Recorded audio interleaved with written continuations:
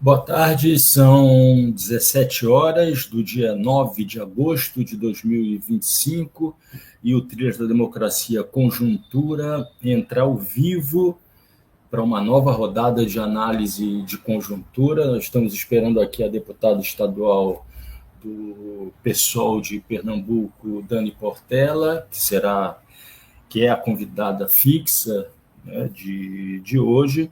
Enquanto a Dani não entra, à minha esquerda, Normando Rodrigues, como sempre, meu veterano de ETAM, advogado, assessor jurídico do movimento sindical cultista. Tudo bem, Normando? Tudo bem, Marco. A essa altura do campeonato, a gente se chamar de veterano e calouro é engraçado. Bom, como nós estamos ao vivo, a nossa audiência poderá enviar comentários e perguntas pelo chat. E eu já começaria lendo aqui, agradecendo a Lúcia Helena Garcês e Carolina Barbosa Lima como novos membros do 247, e Maria da Conceição Souza, que já nos deu aqui boa tarde. Normando, eu acho que a tornozeleira eletrônica nos pés do capitão reformado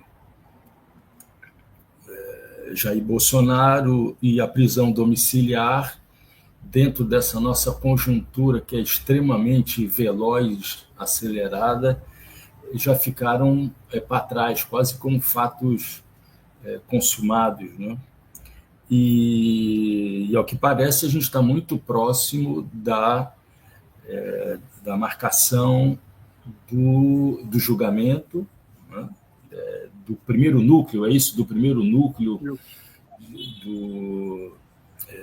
da tentativa do golpe, da quebra dos atentados contra o Estado Democrático de Direito. Então, a gente está muito próximo do julgamento e da condenação dele, do capitão reformado, e sua camarilha fascista, né?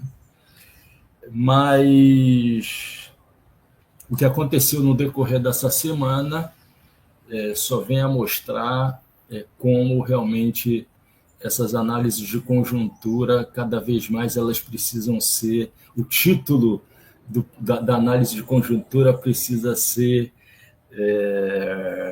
registrada, marcada, divulgada só às vésperas, literalmente na véspera, sexta-feira, né, porque são novos acontecimentos, novos processos sempre em curso.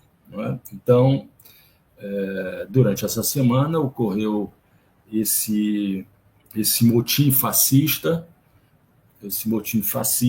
na terça e na quarta-feira. Com licença, Normando, com licença a nossa audiência, Dani já apareceu aqui, eu vou embarcá-la. Oi, Dani, seja muito bem-vinda. Peraí, tá mutada. Pronto, voltei.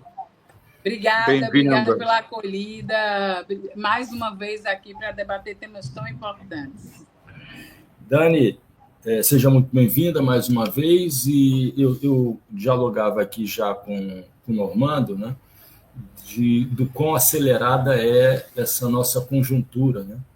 E o título do programa de hoje é Prisão em Brasília, CPI em Pernambuco. Só que a prisão em Brasília já ficou um pouco para trás, né? Já são fatos consumados.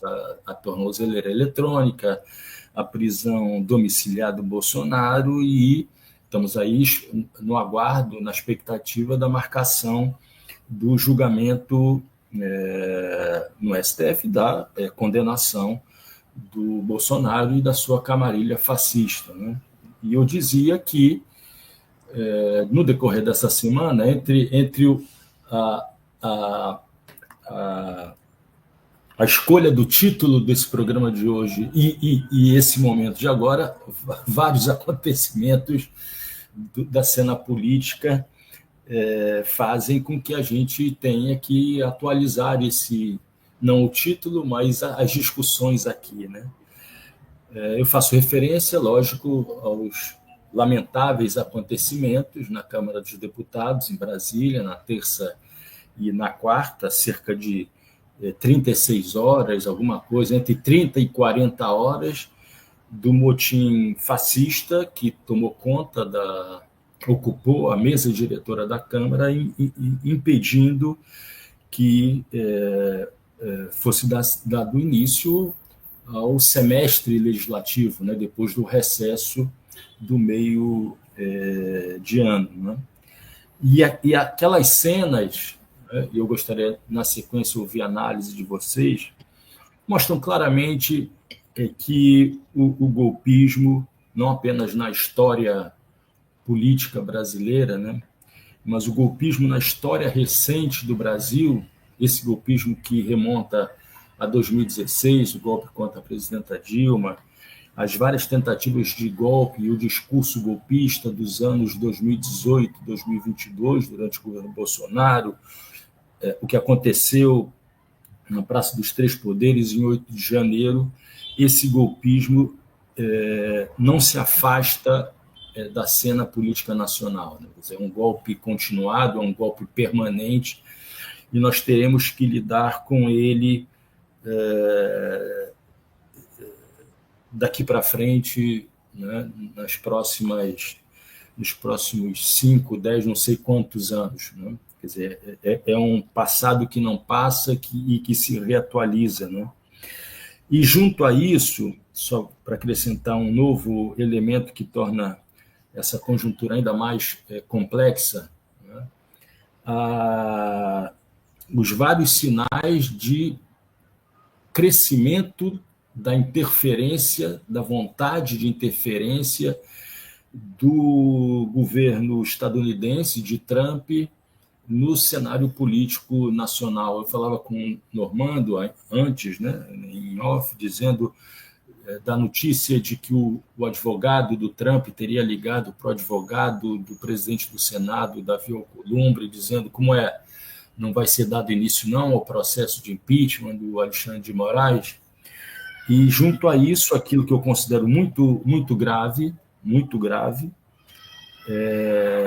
a notícia que foi revelada pelo New York Times e imediatamente pelos meios de comunicação no Brasil, de que foi dada uma autorização ao Pentágono para que fossem feitas operações militares no mar e com a invasão de territórios estrangeiros a fim de combater cartéis de drogas estrangeiros, né? E ressuscitando aquilo que já vinha sendo feito há muitos anos, por exemplo, na Colômbia, eu acho que é o caso paradigmático, né? E que vem levando Trump e o governo estadunidense a aumentar cada vez mais o valor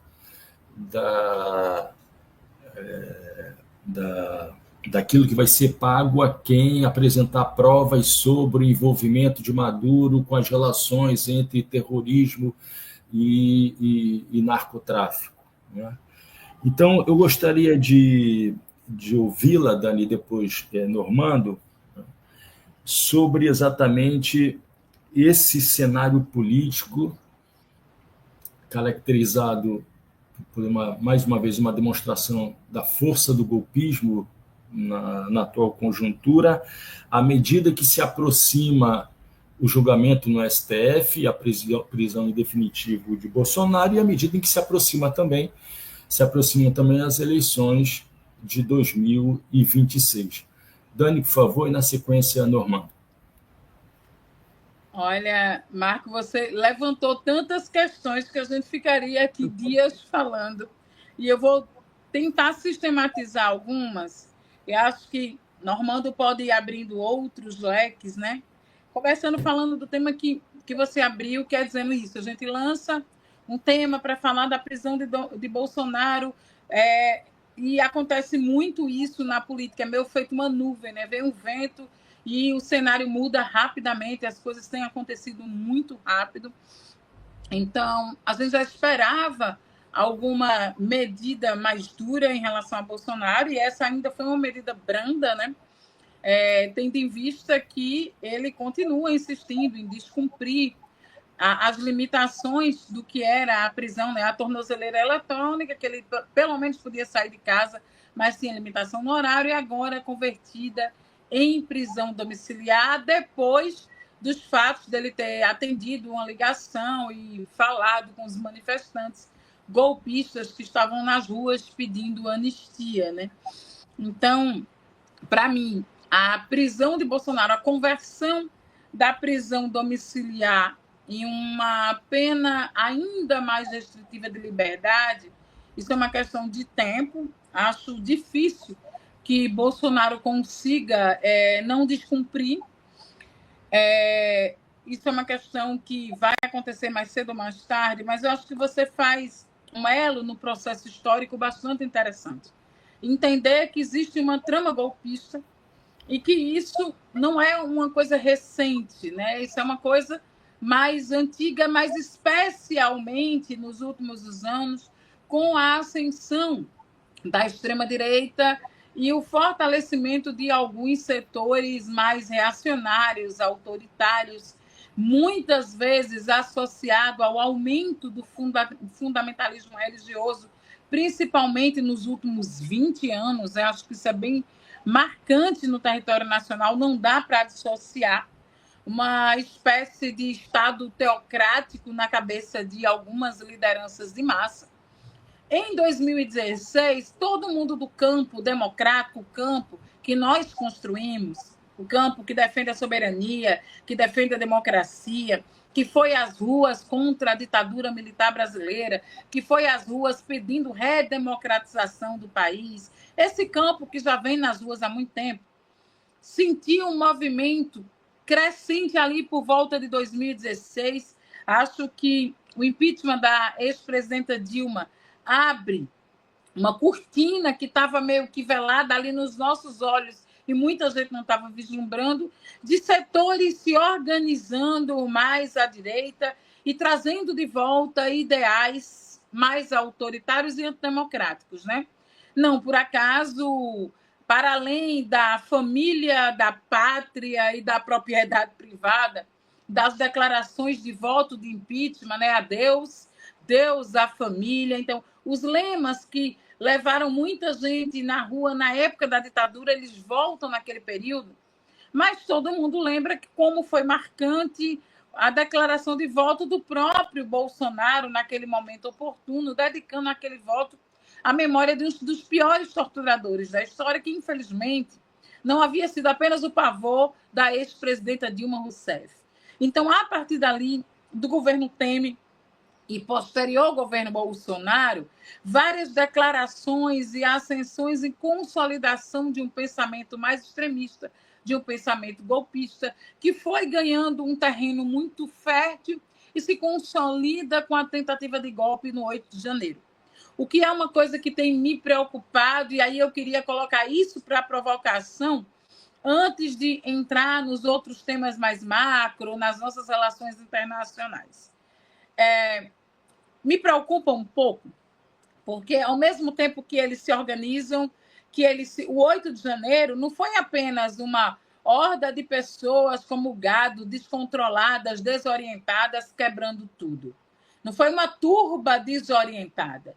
Por trás de uma turba muito desorientada, muitos estavam bastante orientados, tiveram atos preparatórios, planejamento, plano, inclusive com pessoas do mais alto escalão das Forças Armadas. Esse plano envolvia desde bombas até atentado contra a vida de líderes importantes, como o presidente Lula e o vice-presidente Alckmin. Então, era toda uma trama golpista financiada por setores da burguesia, que a gente não pode simplesmente transformar isso numa senhora cabeleireira com batom, uma velhinha quebrando estátua. Então, me preocupa um pouco quando a gente mistura todas... É como se fosse o crime intelectual, os mentores das pessoas que efetivamente fizeram. Todo mundo tem que ser responsabilizado e punido na medida da sua responsabilidade. Mas a gente não pode tratar como louco, como insano, e a gente já tratava um pouco alguma dessas pessoas assim. Então, o 8 de janeiro foi algo muito sério que aconteceu no nosso país, e por isso essas pessoas estão respondendo o processo. Quando, no retorno das atividades do Congresso Nacional, um grupo de parlamentares começam a criar obstáculos, veja, obstáculos para a retomada da sessão, que tinha prazo até segunda-feira para votar temas importantíssimos, como isenção do imposto de renda para quem ganha um percentual de até R$3.000, que vai impactar a vida de milhares de pessoas, criar obstáculos à vida prática do nosso país e colocando esparadrapo na boca, no ouvido, no nariz, tipo, não vejo, não falo, não escuto, mas tirando o esparadrapo para gravar live, tampa a boca, tira a boca para dar entrevista, e ainda trazendo argumentos como direitos humanos, liberdade de expressão, para proferir palavras que atentam à nossa democracia, que ferem a nossa soberania nesse momento delicado. Então, eu só tenho pedido às pessoas um certo cuidado para não taxar, até respeito às pessoas que têm questões de saúde mental. Porque a gente não pode tratar todo mundo nesse universo da loucura. Não é isso. Então, um bando de insanos, desvairados, uma deputada que usa a própria filha como escudo, e a gente meio que ridicularizar, porque algumas figuras são tão esdrúxulas que para a gente é meio uma cena patética.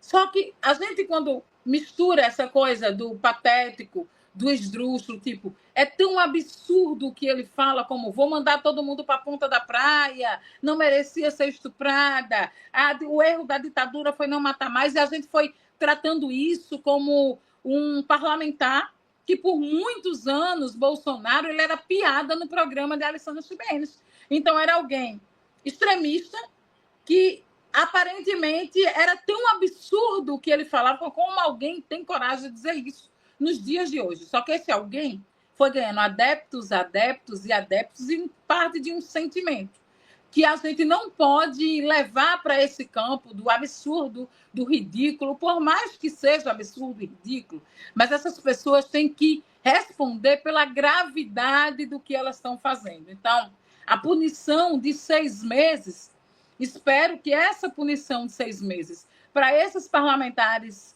ela seja uma punição exemplar e seja uma punição que toque, inclusive, na vida não só pública, política, mas no bolso. Uma suspensão das atividades, deveria suspender as verbas de gabinete, deveria suspender as verbas indenizatórias para que essas pessoas, por 6 meses, fiquem afastadas das suas funções com todas as sanções que são cabíveis. Acho que a gente precisa dar respostas mais duras, porque Bolsonaro e eles estão sempre esticando a corda, e precisa dar um basta nisso. Esse esticar a corda levou o Brasil a dificuldades na relação, a aumentar, né? Nunca foi uma relação tranquila com os Estados Unidos, e nos últimos meses, com a volta de Trump, isso tem aumentado no tarifaço, o impacto, a interferência de um país no outro. A gente tem que ir para as ruas para defender democracia e soberania. São esses os desafios atuais que nós estamos vivendo. A gente precisa dar respostas concretas e duras para toda essa trama golpista que vem se consolidando em várias camadas, que a gente precisa ir escavando toda essa estratigrafia dessa trama golpista no nosso país e realmente dando respostas duras para que a gente não esqueça, para que nunca mais aconteça. Normando, saiu uma foto, das várias fotos que circularam por aí do que aconteceu terça e quarta, há uma foto que é paradigmática do enfraquecimento da presidência de Hugo Mota. Uma foto que quando ele finalmente conseguiu sentar à cadeira e ele quase como, né, pensando assim, o que eu faço, e cercado por esses deputados federais, particularmente do PL, mas não apenas do PL. Hugo Mota tem força suficiente para tocar à frente essas punições que Dani Portela acabou de citar e que ele já disse que seriam direcionadas a 5 deputados. Não é? Como é que você observa essa situação? Vamos começar, então, por essa questão do que aconteceu terça e quarta na Câmara dos Deputados. Por favor, Normando. Então, eu acho que o Hugo Mota, no cargo, ele tem poder. A legitimidade dele perante o conjunto da Câmara é questionável, sem dúvida nenhuma. O próprio fato, né, da ocupação da mesa é retrato disso. Mas tem algumas nuances aí que são interessantes, e vou lembrar só do filme Para Além da Foto, porque na sequência dessa foto, o deputado Nicolas Ferreira, né, leva um tombo atrás da cadeira do Hugo Mota, bastante ridículo, mas que expressa o quão nervoso estava. O presidente da Câmara, ele pediu à corregedoria a abertura de processo disciplinar, não contra 5, mas contra 14 deputados.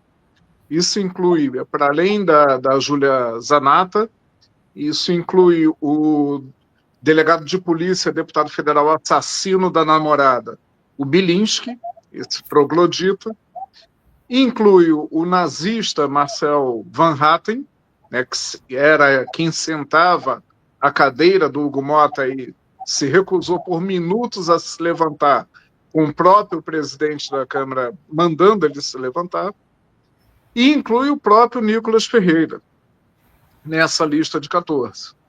Se vai chegar a punição, o ideal é que perdessem mandatos, mas se vai chegar à pretensão do presidente da Câmara de suspensão por 6 meses, o que vai determinar é a correlação de forças. Eu não tenho dúvida disso, não é o aspecto jurídico da Câmara. Sob aspecto jurídico, né, para ser observado do ponto de vista da ética e do decoro parlamentar, eu acho que tem um aspecto que vale a gente ressaltar, que é o fato de não ter sido uma obstrução. O analfabeto jurídico, que por acaso é senador da República, chamado Sérgio Moro, né, gravou vídeo, né, apoiando o senador bêbado, acorrentado à presidência do Senado, o Magno Malta, né, dizendo que estava em democrática obstrução. É bom a gente marcar posição, porque os bolsonaristas vão sair na vitimização, de que isso não era obstrução. Obstrução é utilizar os dispositivos, as ferramentas do regimento interno, seja através de proposituras, seja através de ocupação da tribuna, para inviabilizar o andamento de um projeto antagônico, de um debate antagônico. Não foi isso que foi feito. O que foi feito foi uma tomada das mesas das duas casas à força, uma tomada fascista, né, contra o regimento interno, e que por isso tem que ser punida exemplarmente. Tem uma síntese. Muitas vezes o humor ele é bastante didático. Tem uma síntese genial do grupo sensacionalista, né, veiculado pelas organizações Globo, sobre o que ocorreu essa semana, que é: baderneiros reproduzem o 8 de janeiro para pedir anistia para o 8 de janeiro. Foi exatamente isso. A rigor, foi exatamente isso que aconteceu. Agora, é importante a gente destacar alguns desdobramentos disso.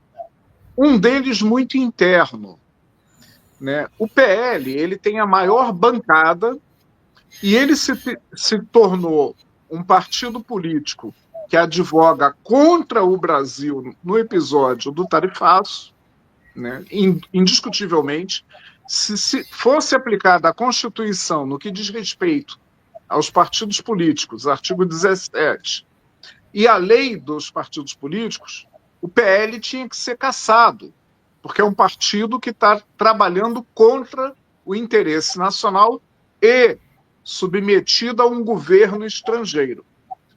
No entanto, esse episódio da Câmara, ele também deixa uma leitura de que o PL está muito fragmentado a propósito do extremismo fascista. Não há mais um monolito, né, em torno dos bolsonaristas. Isso ficou muito evidente no fato de a bancada, né, não ter se feito presente na ocupação. Foi cerca de 1/3 da bancada que participou dos atos, né? A enorme maioria da bancada ficou de fora, aguardando o que ia dar. O presidente do partido, né, que é muito próximo de Michele Bolsonaro, Valdemar Costa Neto, ele não se pronunciou favoravelmente aos atos que estavam acontecendo, o que levou a uma admoestação à distância, né, como sempre, vindo de Washington, do Eduardo Bolsonaro, né, que no seu grande intelecto, proporcional ao tamanho, né, do cognome, vislumbrou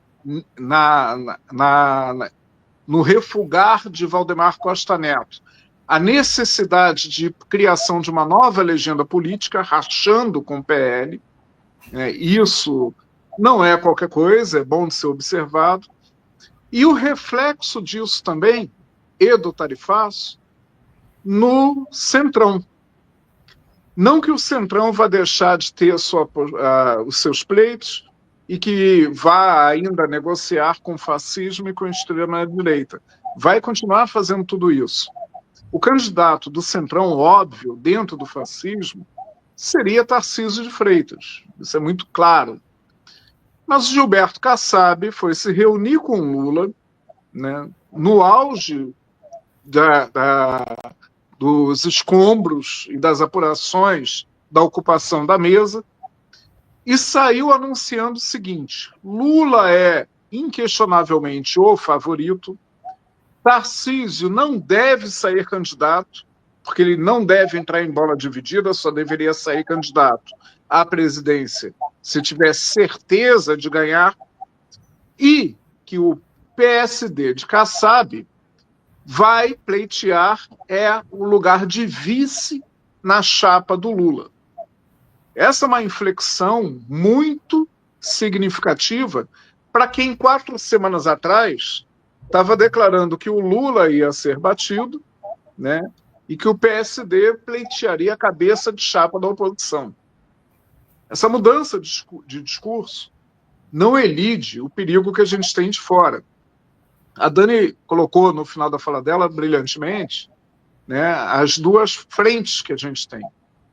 A gente tem uma frente interna de afirmação da democracia dentro da perspectiva da luta de classes. E na perspectiva dessa frente, é muito importante lembrar que hoje, 9 de agosto, completam-se 30 anos do massacre de Columbiara, em Rondônia, né? E Rondônia continua sendo campeão nacional de assassinato de lideranças campesinas. E na outra frente, que é a frente da soberania, né, e que se conecta com toda essa discussão que a gente está fazendo, a defesa da soberania desafia o império. É muito provável, desde do episódio da Guerra da Lagosta no governo João Goulart, e desde o episódio da questão Christie no Império, às vésperas da Guerra do Paraguai, não tem outro momento em que o Brasil tenha desafiado o Império como o governo Lula fez. Né? E isso tem preço, e a gente tem que estar mobilizado, atento e unificado. Mas, nessa outra frente, também é importante lembrar que hoje, né, 9 de agosto, são 80 anos da bomba de Nagasaki. E aí, não é só por conta da potência e da hegemonia militar que os Estados Unidos sejam perigosos, desafiar o Império é abrir uma caixa de Pandora da qual pode sair qualquer coisa. Mas eu lembro da bomba para lembrar do senador Flávio Bolsonaro, em cujo discurso pregava, né, a rendição incondicional do Brasil, porque os Estados Unidos podem jogar 2 bombas nucleares no Brasil, como jogaram no Japão. Essa frase ainda é um símbolo de traição nacional, de atentado contra a soberania, e esse senador tinha que ser responsabilizado.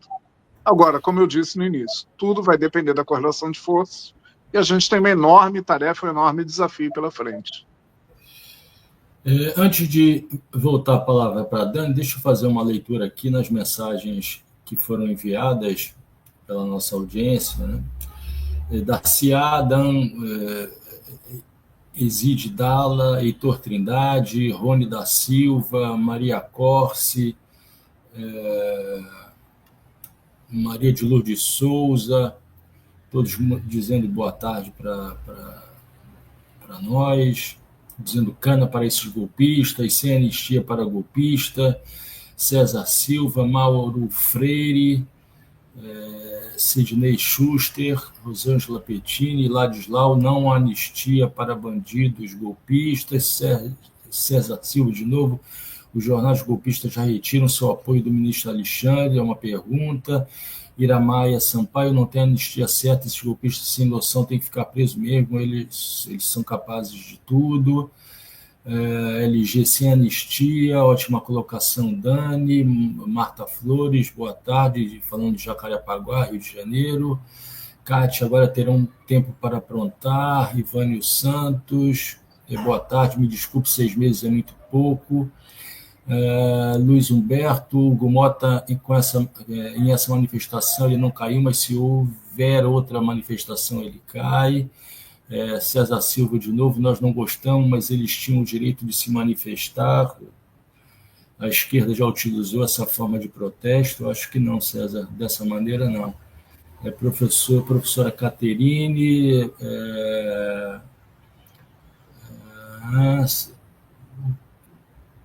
o que não entendi foi aquela deputada do PT no meio deles, talvez esteja fazendo referência aqui a Maria. Não, aquela que foi acusada de ter agredido o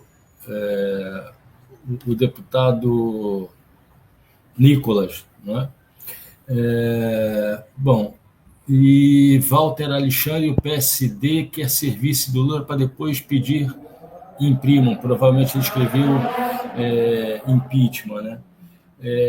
Dani, Normando, a gente ainda tem um assunto a tratar, o tempo passa muito rápido, a gente já ultrapassou os 30 primeiros minutos, mas eu gostaria rapidamente de ouvi-los com brevidade, né, sobre esse anúncio que foi feito por parte, quer dizer, esse anúncio que foi vazado, mas esses vazamentos que são feitos para que todos ouçam, né, de que o Pentágono tem autorização para fazer deslocamento de frotas, né, nos mares e até mesmo invasão estrangeira. Há pouco tempo eu ouvi em algum programa, não me lembro se foi provavelmente foi no UOL, de uma jornalista dizendo mais ou menos o seguinte: Trump, com o tarifaço de 50%, a sanção política, que tem a forma da imposição das tarifas de 50%, uma série de produtos brasileiros, teria usado uma carta, e depois disso, uma carta decisiva, e depois disso não teria mais recursos para pressionar o governo brasileiro. Bom, desde que eu ouvi essa fala, imediatamente eu disse, essa jornalista conhece muito pouco do poderio dos Estados Unidos, da capacidade dos Estados Unidos para organizar golpes de Estado. Dani, e depois Normando, antes da gente entrar no assunto da CPI da LEP, que foi pautada pela Dani Portela. Até onde os Estados Unidos podem chegar, Dani e Normando, é preciso que nós coloquemos as barbas de molho. De Trump a gente pode esperar qualquer coisa. Tem uma frase que Emicida fala que faz muito sentido, que é assim: medo às vezes nós temos, mas não usa, né? Acho que é preciso colocar as barbas de molho, sim, Marcos. Dos Estados Unidos se espera tudo, e governado como um líder como Trump, a gente pode esperar ainda mais, né? Ele tem algumas semelhanças com Bolsonaro, que às vezes, aparentemente, uma falta de razão ou razoabilidade. Então, dando declarações infundadas, esdrúxulas, contraditórias, às vezes muito ambíguas. Mas uma coisa nós sabemos, que existe uma aliança do capital, e não foi por acaso que as grandes big techs, né, que as grandes empresas, os empresários mundiais de comunicação, ali na retinha final, externaram, explicitaram o apoio a Trump, né? E todo esse debate que a gente já tenta fazer lá de trás, que a necessidade de regulamentação das mídias, necessidade de regulamentação das plataformas, sobre o que pode, o que não pode, qual a limitação entre o digital e o real, nas esferas jurídicas, inclusive. Então, toda essa proposta esse debate ele já vem apontando para uma direção que é bastante perigosa, né? O Trump ele não tem grandes limites. E, paralelo a todo esse debate da importância sobre discutir soberania, que o Brasil, Normando, ele deu uma resposta fantástica quando ele faz essa análise recente do processo histórico, né? E entende os momentos dentro desse processo histórico mais recente que o Brasil teve maior altivez para dar uma resposta frente a essa ofensiva, e estamos num momento como esse agora, no momento onde o presidente da República ele tem essa compreensão, mas a tal correlação de forças que a gente tanto fala, a tal governabilidade nunca esteve estabelecida. A correlação de forças não é favorável para nós no Congresso Nacional, seja na Câmara ou seja no Senado Federal. Então, a gente vive um ambiente hostil, um ambiente que você vai tentando governar, e olha, o Brasil, talvez eu esteja misturando o assunto, mas eu não poderia deixar de falar disso. As pesquisas que saíram essa semana, veja, é fantástico, mostrou que o Brasil ele está em pleno emprego. Mais do que estar em pleno emprego, o último que a Gélia apontou, que a gente sai do mapa da fome de novo. Então, olha o esforço que o governo Lula tem feito para reduzir as desigualdades, manter o mínimo de coesão política nessa grande colcha de retalhos e ainda defender a soberania nacional. Isso não é só uma palavra. Isso a gente precisa dialogar de maneira mais freiriana sobre termos que a gente enche a boca, né? Democracia, soberania, mas que as pessoas precisam entender os desdobramentos do que é isso. O próprio conceito de nação, nacionalismo, e quando uma nação aparentemente nacionalista, ela tenta interferir na soberania de outro e os desdobramentos que isso pode dar. Eu acho seríssimo essa declaração do Pentágono, para a gente ficar em alerta, e concordo com o Normando, concordo com o Marco. Precisamos dar respostas rápidas, não só a Bolsonaro e toda essa trama golpista, mas principalmente ao Eduardo Bolsonaro. Então, a Carla Zambelli já teve uma resposta, o Eduardo Bolsonaro continua falando, mas é isso que eu quero chamar a atenção. Não são só asneiras, porque eu também, por muito tempo, para a gente não tratar nessa coisa da imbecilidade, da ridicularização, de tão absurdo e patético que parece, isso está linkando com algum grau de realidade, e as nossas respostas precisam ser no campo prático, efetivo. A gente precisa mais conseguir comunicar com o maior número de pessoas para começar a entender. Eu acho que o avanço contra a soberania do nosso país fez muitas pessoas despertarem.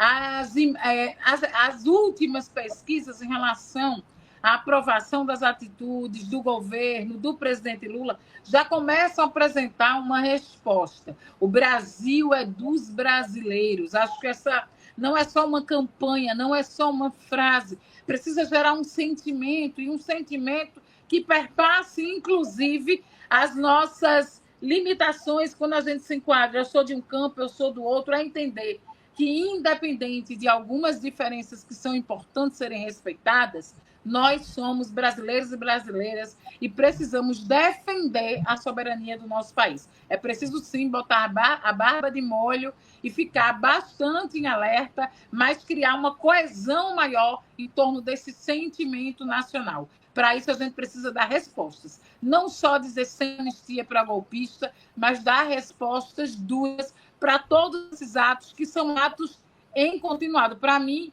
é um crime em continuado do 8 de janeiro. Na verdade, se a gente voltar mais um pouquinho, desde 2016, na época do impeachment da ex-presidenta Dilma. Dani, antes de passar para o Normando, na semana passada, no sábado passado, nós recebemos aqui a senadora Tereza Leitão e o deputado federal Raymond. E o tema do programa, durante o programa, a gente falou sobre a saída do Brasil do mapa da fome, e eu ainda tenho aqui o mapa, esse gráfico que foi construído pelo G1, que mostra claramente, né, e é necessário traduzir esse gráfico, né, de como um governo orientado para a defesa dos valores democráticos e do combate à pobreza, ele consegue impactar e reduzir os danos do capitalismo predatório brasileiro, né? Quer dizer, exatamente esse período, esse intervalo do gráfico mais escuro, são exatamente os anos que foram marcados pelo início do processo de desestabilização do governo Dilma. Quer dizer, é o momento em que o Brasil sai do mapa da fome, depois de um conjunto de políticas sociais, né, do governo Lula, desde do início do século XXI. O Brasil vai reduzindo o número de pessoas na faixa de subalimentação, consegue sair do mapa da fome, exatamente nesse intervalo de tempo que está mais escuro, e retorna exatamente em função daquilo que aconteceu com o golpe de 2016 e com o governo Bolsonaro. Acho que esse gráfico, nada mais claro do que esse gráfico para mostrar a capacidade que governos democráticos e voltados ao combate às desigualdades e à fome para a melhoria das condições de vida da população brasileira. Normando, é inverossímil imaginar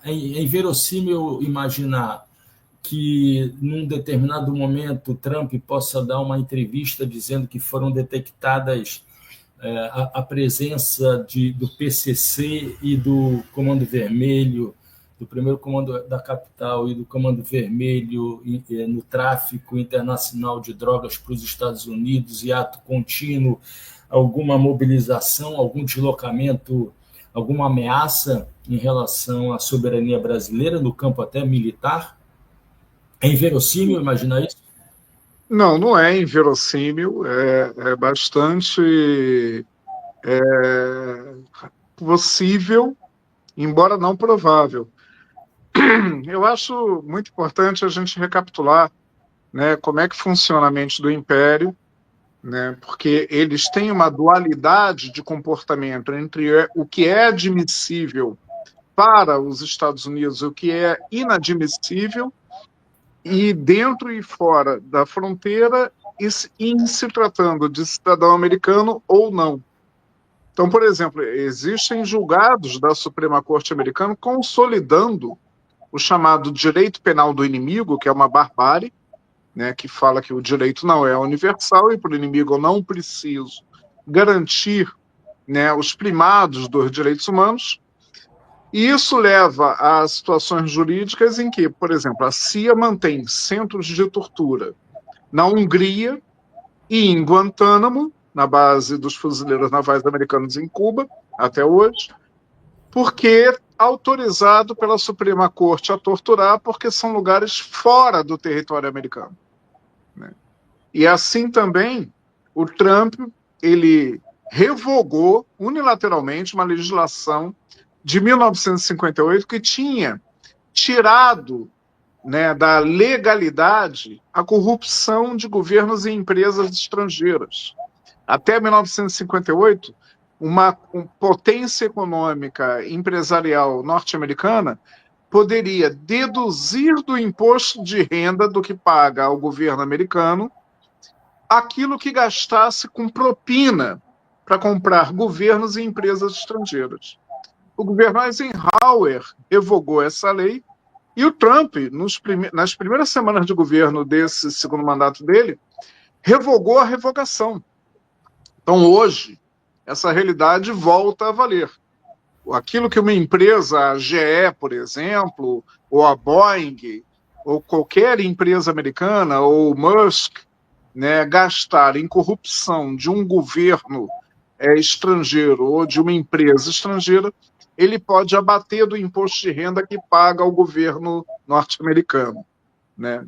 Esse tipo de dualidade é o que está por trás das considerações e distorções jurídicas que permitem eles considerarem dono do mundo e criar o factoide de um cartel de drogas até em Brasília para justificar a eleição do Brasil como inimigo. Agora, eu sempre lembro nessas cogitações do didático episódio da Ilha de Granada nos anos 80, que é uma ilhota que era governada por um partido socialista, o Partido Joia, e que foi invadida militarmente. Os Estados Unidos poderiam ter invadido há muito mais tempo. Gastou uma fração ridícula do seu orçamento militar e dos seus meios militares para tomar a ilha. Mas foi fundamental ele ter fragmentado a coesão política da população de Granada para invadir. E o bolsonarismo ele tem ainda hoje 35% da sociedade brasileira. Então, a maior fragilidade não é na assimetria bélica entre Brasil e Estados Unidos. A maior fragilidade é nós termos hoje uma quinta coluna interna favorável a qualquer intervenção militar, política e econômica de Washington e que conta com o apoio de 35% da população. Normando, enquanto estou aguardando aqui o retorno da Dani para a gente falar sobre a CPI. Pronto, ela já está aqui presente. Aí, Dani. Dani, existem muitas participações aqui. Eu gostaria só de citar a Idalina Maria Nepomuceno, Recife, Pernambuco. Dani Portela, maravilhosa, salve. Dani Portela, maravilhosa, salve. O Júlio César Beraldi faz a seguinte pergunta: como traduzir o conceito de soberania? E acho que a gente podia muito bem pautar um programa, uma super live, para falar sobre soberania nacional, né? E como, de maneira didática, fazer com que os princípios da soberania nacional possam ser traduzidos de maneira pedagógica para o conjunto da população brasileira. Dani, temos aí 15 minutos para falar sobre a comissão parlamentar de inquérito que foi proposta por vocês, já foi aprovada. Me corrija se estiver enganado, já foi aprovada, não foi? Já foi aprovada para investigar contratos de publicidade firmados pelo governo de Pernambuco, que tem à frente a governadora Raquel Lira, que é do PSD do Kassab, né? Então, Dani, por favor, os microfones do Trilhas da Democracia estão abertos para a gente entender, saindo da conjuntura nacional e internacional, né, mas sempre política, conjuntura política, para a conjuntura política estadual do estado de Pernambuco. O que foi descoberto? Quais são os indícios que envolvem esses contratos de publicidade do governo de Pernambuco? Por favor, Dani.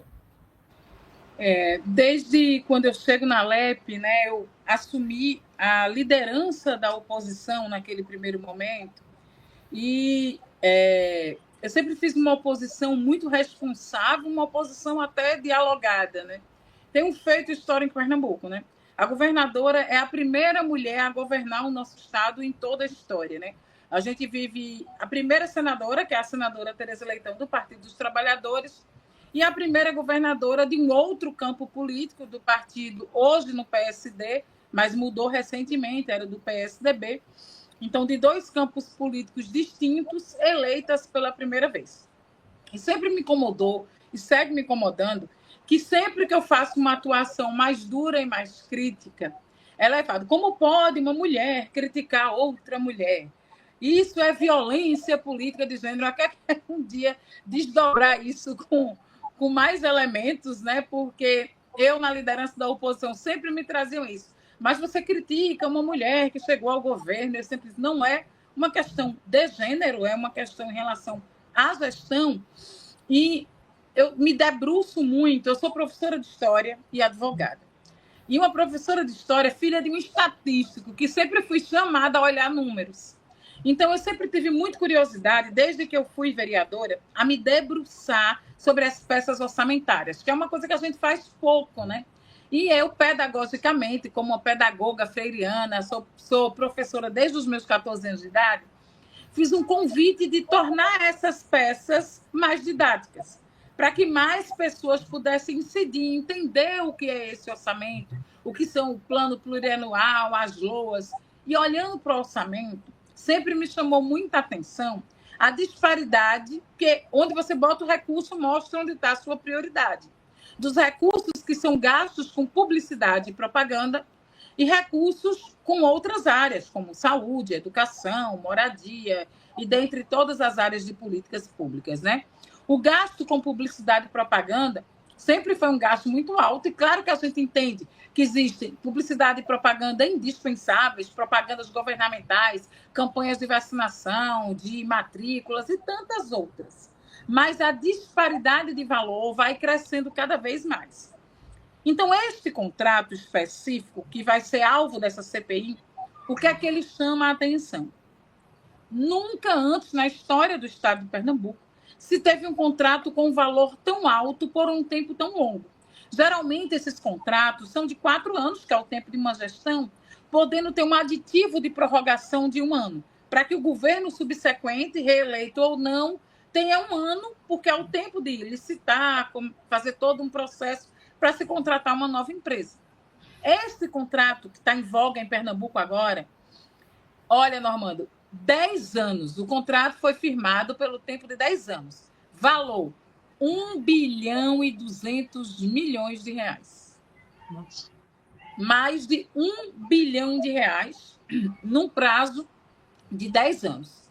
Então, o valor foi tão alto que, para você ver como isso é sério, né? O Sindicato Nacional das Agências de Publicidade já entrou com ação na época da publicação desse edital, dizendo que esse edital ele trazia uma competição desleal, que deixava de fora 95% das empresas de Pernambuco, porque o valor era tão alto que as empresas não tinham capital social sequer para concorrer ao processo licitatório.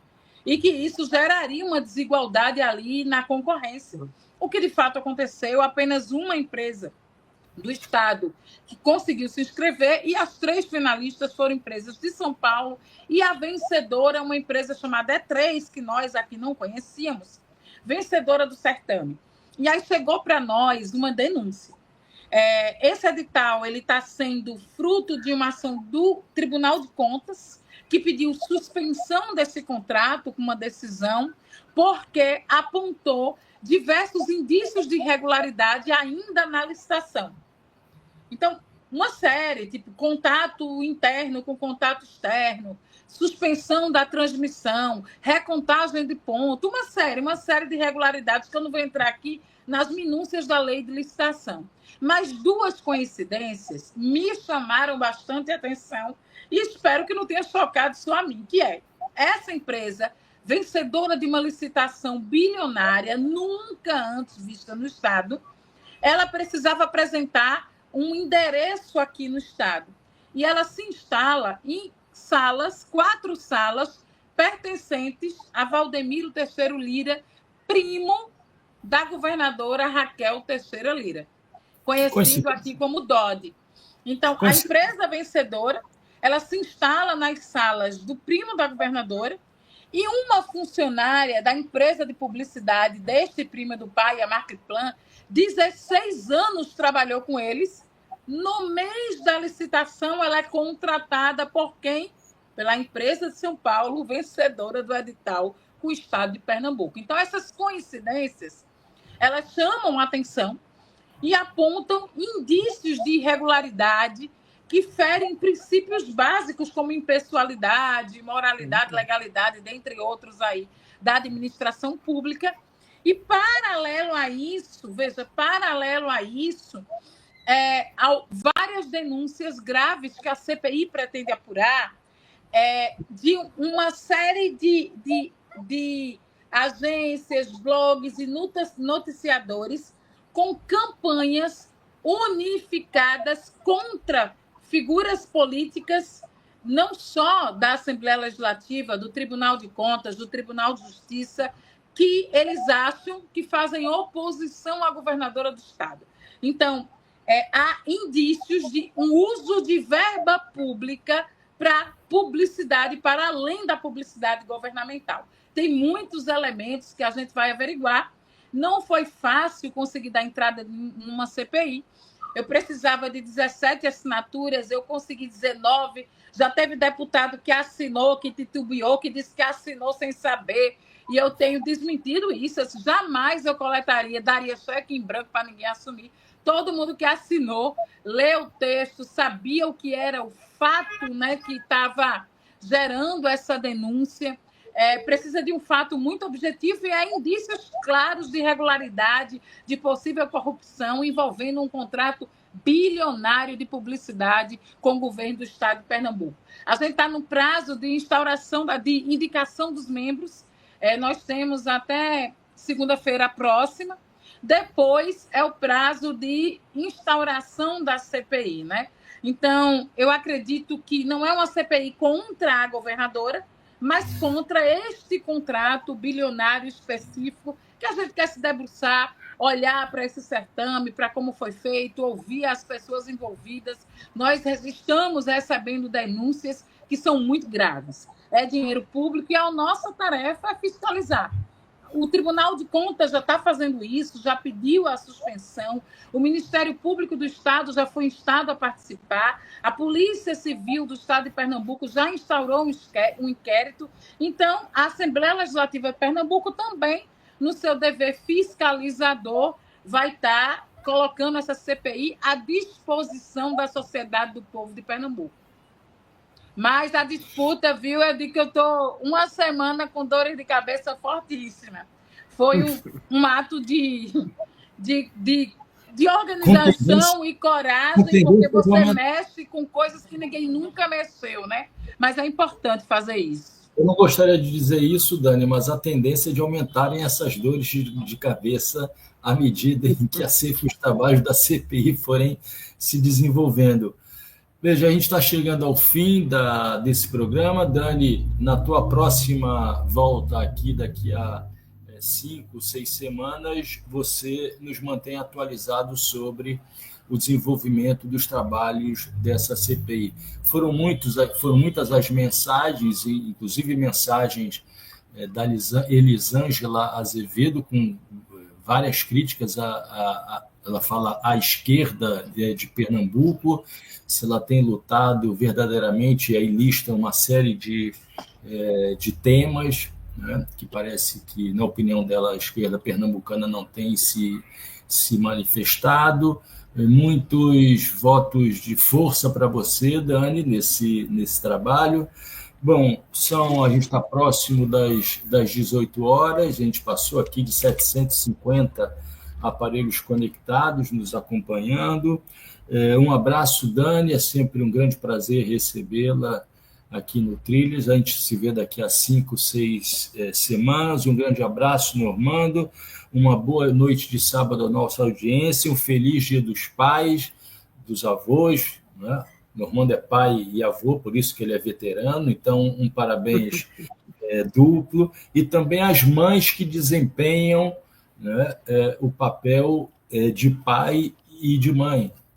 Uma pesquisa que saiu essa semana mostra que o número de mulheres que sustentam os lares ultrapassou do número de homens, e também felicidades e luta para essas mães, né, que são mães e pais ao mesmo tempo. E amanhã, às 15 horas, após o almoço do Dia dos Pais, não percam uma entrevista com o deputado federal também do PSOL, só que do Rio de Janeiro, Chico Alencar, sobre, a expressão foi cunhada por ele, sobre o golpismo de ocupação, referente aos acontecimentos da terça e da quarta, e também sobre as repercussões desse golpismo continuado, permanente no nosso país. Normando, quer falar alguma coisa? Marcos, só para registro, para além das várias características exemplares que a Dani ostenta, hoje ela demonstrou mais uma da qual eu comungo, que é a alergia a coincidências. Meus parabéns pela iniciativa e vamos estar junto acompanhando, a gente vai te cobrar o retorno disso, Dani. Sensacional. Obrigada, Normando. Obrigada, Marco. E quando for discutir soberania, me bote nessa grande live. Eu acho que é um tema muito importante e a gente está falando tanto. E muita gente precisa compreender os desdobramentos do que é um conceito e de como esse conceito impacta a nossa vida na prática. Então, uma boa semana, um bom Dia dos Pais e um bom dia também para essas mães solos que mudaram, inclusive, a característica do Brasil das últimas décadas, né? Porque era geralmente essa imagem do homem como provedor dessa família, né? Então, hoje, os números e as pesquisas mostram essas mulheres como provedoras, mais sobrecarregadas, cansadas. Então, tem muito tema aí para a gente debater.